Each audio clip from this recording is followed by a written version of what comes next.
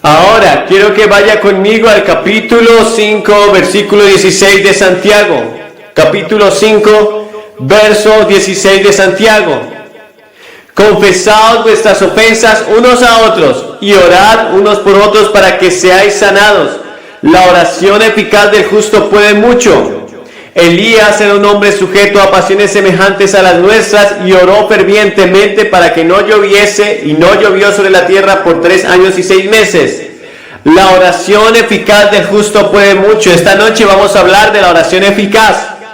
Y si hay una oración eficaz, también hay una oración inútil.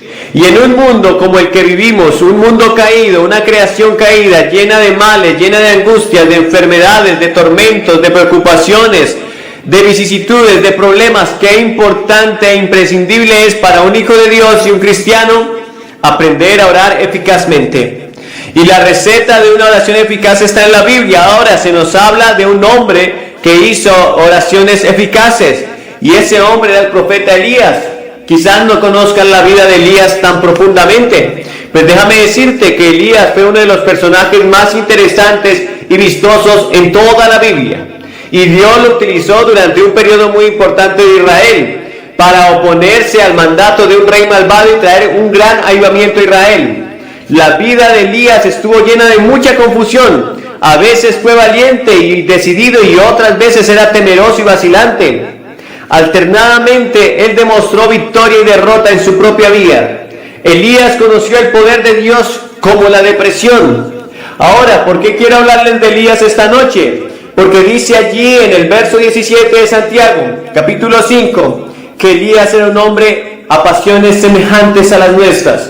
Para muchos de ustedes, quizás hacer oraciones eficaces se puede convertir en un gran problema, porque se comparan con grandes personajes, se comparan con muchos ministros y piensan que ellos son mucho mejores que ustedes.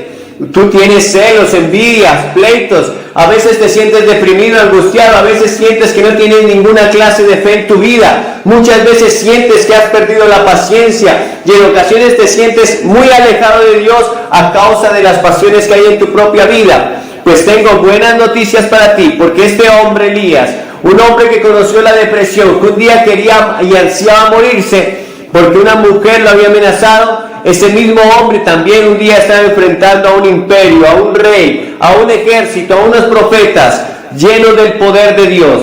Elías conoció tanto el poder de Dios y la victoria como la derrota y la depresión, pero aún así, en esa condición y estando a pasiones semejantes a las nuestras, hizo una oración eficaz.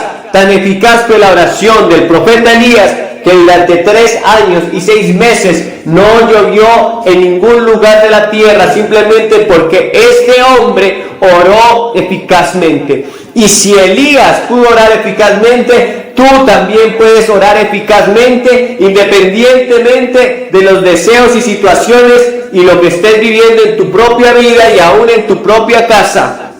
No importa la situación que estés, la oración eficaz del justo puede mucho, y puedes hacer oración eficaz en esta noche si tan solamente entiendes lo que Dios está pidiendo de ti para que esa oración sea eficaz. En primer lugar, una oración eficaz es aquella que se hace intensamente, fervientemente, profundamente. En el verso donde leímos dice que Elías era un hombre sujeto a pasiones semejantes a las nuestras, verso 17, capítulo 5 de Santiago. Pero oró fervientemente para que no lloviese sobre la tierra, y no llovió por 3 años y 6 meses. Elías oró fervientemente. La oración eficaz primero tiene que ser intensa, ferviente y profunda. Nos dice la Biblia en el libro de Lucas, capítulo 22, verso 24, Evangelio de Lucas, capítulo 22, verso 44, que Jesús, en medio de su más profunda angustia, cuando estaba en el monte de los olivos, en medio de esa situación tan tensa, sabiendo que pronto iba a ser maltratado, torturado y aún iba a ser crucificado, en su dolor, en su angustia, en su tiempo más difícil desde que había nacido hasta ese momento que estaba en la tierra, él oraba intensamente. Tan intensa era su oración que parecía que de sus sienes, de su frente, salían como grandes gotas de sangre mezcladas con sudor. Escuchen bien, grandes gotas de sangre mezcladas con su sudor, porque Jesús estaba orando intensamente. Oh, la oración eficaz intensa tiene poder. ¿Cuántas veces no vamos a orar como si estuviéramos hablando simplemente un poco de palabras dadas al aire, sin ninguna clase de conocimiento o locuacidad? ¿Cuántas veces nuestras bocas están hablando palabras, pero nuestra mente está lejos de esa boca? Nuestra mente y nuestro corazón están vagando y divagando en muchos quehaceres, porque muchas veces hemos aprendido a orar como un hábito, hemos aprendido a orar como un rezo, hemos aprendido a orar, pero no lo hacemos intensamente, porque mientras nuestros labios están pronunciando quizás oraciones muy elocuentes, muy vistosas, nuestra mente quizás está pensando en qué tendremos que hacer mañana, qué clase de traje nos vamos a poner, o a qué horas tenemos que llegar a la oficina, o las cuentas que tendremos que pagar, o incluso en qué sermón tendré que predicar. Y entonces nuestra oración no es intensa, no tiene valor, dista mucho de la intensidad con la que Jesús oraba, porque algo es lo que está diciendo en nuestra boca, pero nuestro corazón está lejos de esa oración. Pero Jesús oraba intensamente, todo su ser, su espíritu, su alma y su cuerpo estaban enfocados en pedir: Padre, si quieres de mí, pasa esta copa, pero no se haga lo que yo quiero, sino tu voluntad. Pero también nos dice la Biblia que Elías oró fervientemente. Elías oró fervientemente de tal modo que la tierra, el cielo produjo lluvia y la tierra dio fruto. Pero también, para cerrar el cielo, dice Primera de Reyes, capítulo 18, verso 42, que Elías se postró en oración y se arrodilló y comenzó a orar largamente. ¿Sabes? La oración ferviente es aquella que nace de gemidos, de un corazón que verdaderamente está comprometido a creer lo que está hablando con su boca. Pero también la oración tiene que ser profunda. Dice la Biblia en primer libro de Samuel, en el capítulo 1, verso 10 al 11, que Ana en su amargura lloraba amargamente mientras oraba. Era lo más profundo de su corazón que estaba siendo expuesto ante el Dios Todopoderoso. Y cuando tú y yo hagamos oraciones de ese tipo, entonces esa oración va a ser una oración eficaz. Pero ¿cuántas veces nosotros no estamos hablando y nuestro corazón, nuestra mente están divagando? La oración eficaz del justo puede mucho. Es tiempo que la iglesia se vuelva a la oración y comiencen a clamar y a orar como aquella iglesia primitiva estaba orando allí en el capítulo 2 de Hechos, en el aposento alto. Como aquella iglesia que cuando fue perseguida, dice allí en el capítulo 4 de Hechos, se unieron a orar. Tan ferviente fue la oración de aquellos discípulos, de aquellos primeros cristianos, que cuando terminaron de orar, dice la Biblia que el lugar donde estaban tembló y todos fueron llenos del Espíritu Santo. Esa es una oración ferviente, esa es una oración intensa, esa es una oración profunda. Y así quiere el Señor que tú y yo estemos orando para que nuestras oraciones sean eficaces.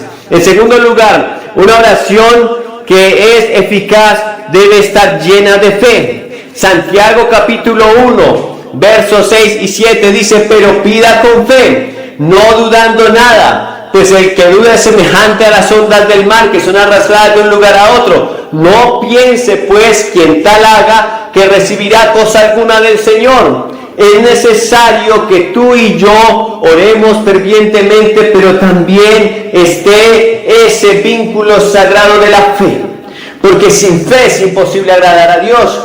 Porque sin fe es imposible que podamos entrar ante ese trono de gracia y conseguir las victorias que Dios tiene para su pueblo.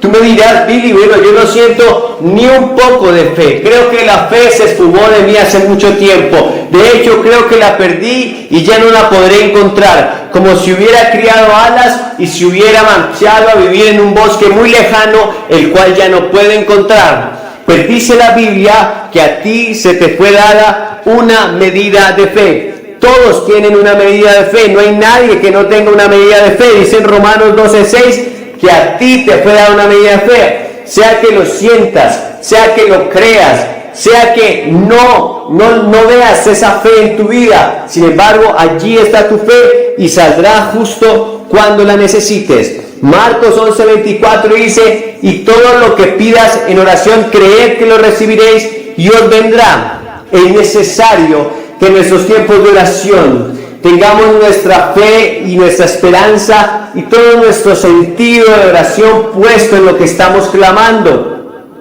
Esa fe va a aparecer justo ahí cuando la necesites. Tienes esa medida de fe. Tú dirás: bueno, Billy, quizás tienes mucha más fe porque haces grandes eventos, porque haces grandes cruzadas, porque multitudes vienen cuando predicas.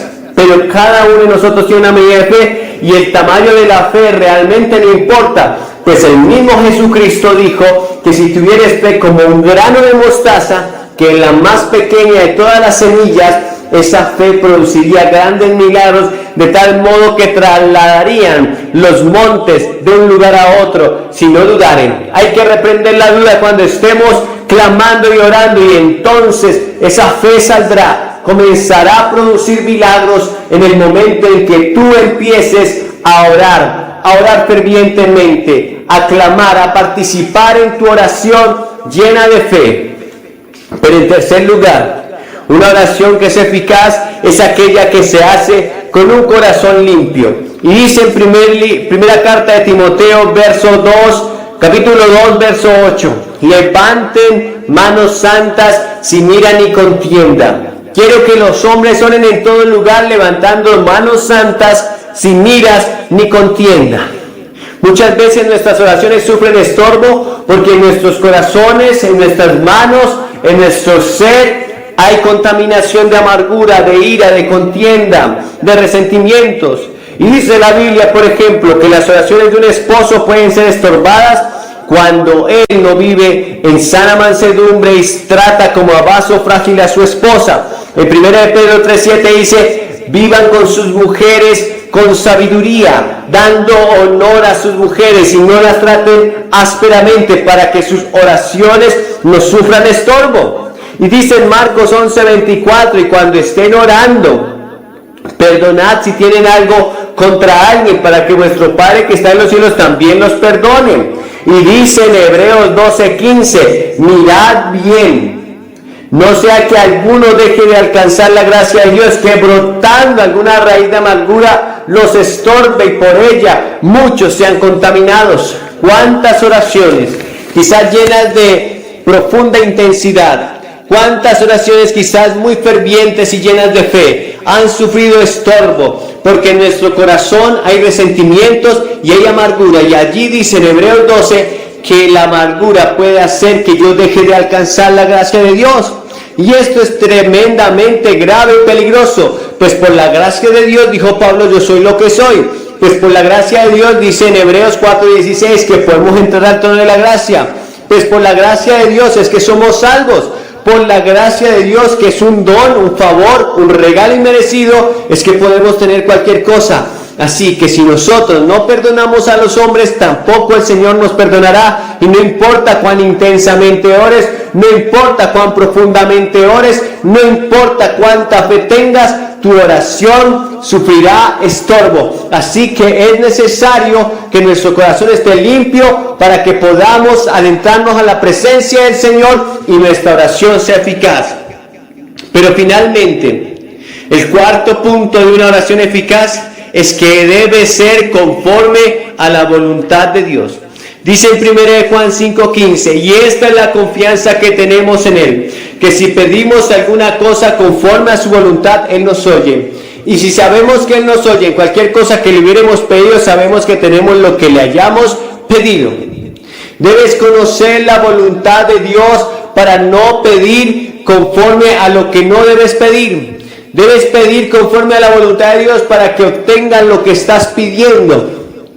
Porque si no conoces la voluntad expresa de Dios y pides algo que no está de acuerdo a lo que dice su palabra, estarás luchando contra Dios mismo. Pero esta es la confianza que tenemos en Él, que cuando pedimos alguna cosa conforme a su voluntad, Él nos oye. Y tú me dirás, bueno, ¿cómo puedo conocer la voluntad de Dios? Bueno, la voluntad de Dios se expresa abiertamente en su palabra. Mucho pueblo fue destruido porque le faltó conocimiento, pero si tú anhelas el conocimiento de Dios, si anhelas conocer la voluntad de Dios, entenderás que la palabra que está escrita, esa palabra que fue dada para ti, te guiará y te encaminará hacia dónde debes caminar y hacia dónde debes pedir. Así que vas a clamar conforme a la voluntad de Dios. Jesús mismo en Lucas 22:44 dijo: Señor, pero que no se haga mi voluntad, Padre, sino la tuya. Jesús le dijo al Padre: yo sé que puedes hacer cualquier cosa, pero que no se haga mi voluntad sino la tuya. Así que lo que pidas debe estar conforme a la voluntad de Dios. Si tú eres un hombre o una mujer soltera, no podrás pedir a esta persona que no es cristiana para ti si eres cristiano, porque entonces estarías en yugo desigual y Dios no te concederá eso. Debes pedir conforme a tu voluntad y debes conocer la palabra de Dios para pedir conforme a lo que Él quiere y desea darte. Quizás tú estás pidiendo algo que está en contra de lo que Dios quiere para tu vida. Es necesario entonces que vayas a la palabra de Dios y comiences a indagar cuál será la buena voluntad, agradable y perfecta para nosotros. Ahora, no puedes tener miedo a la voluntad de Dios, porque quizás algunos están pensando que la voluntad de Dios les va a frustrar sus sueños, sus deseos y sus anhelos. Pues eso no es cierto. Pues dice la Biblia allí en Jeremías 11:29 que los pensamientos de Dios para nosotros son de bien y no de mal, para darnos el fin que esperamos, y que los deseos del justo van a ser dados a aquellos que le aman. Deleítate a sí mismo en el Señor y Él te concederá los deseos de tu corazón. Así que si tú quieres ser una persona que ore eficazmente, también debes ser justo, porque es la oración eficaz del justo la que puede mucho. Y la única manera de ser justificados ante Dios es aceptar a Jesús en nuestro corazón, recibirle como nuestro único y suficiente Salvador. Puedes tener todas las anteriores virtudes para el momento de orar, puedes orar intensamente, puedes estar lleno de fe, puedes tener un corazón limpio, bueno, quizás eso es lo que crees, y puedes orar incluso conforme a su voluntad. Pero si no eres un hijo, si no has recibido a Jesús en tu corazón y te has arrepentido de tus pecados, tus oraciones no servirán más que para quizás ver cosas, pero no para producir el milagro más grande que es la salvación. Así que en esta noche recibe a Jesús en tu corazón, acéptale como tu único y suficiente Salvador. Pasarás de muerte a vida y tendrás algo más maravilloso que cualquier cosa que puedas obtener en esta tierra: el eterno y glorioso tesoro de la salvación.